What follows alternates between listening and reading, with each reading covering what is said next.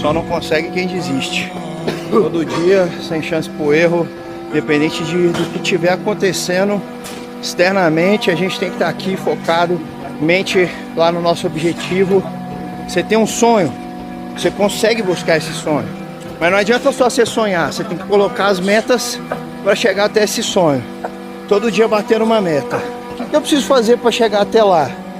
Aqui, ó, treinar todo dia, fazer a dieta todo dia, me manter bem psicologicamente todos os dias, me afastar de coisas que me tirem do objetivo. Então cada batalhazinha uma vitória, você vai estar mais próximo lá do seu sonho. Não adianta só você sonhar, você tem que cumprir as metas para poder realizar esse sonho.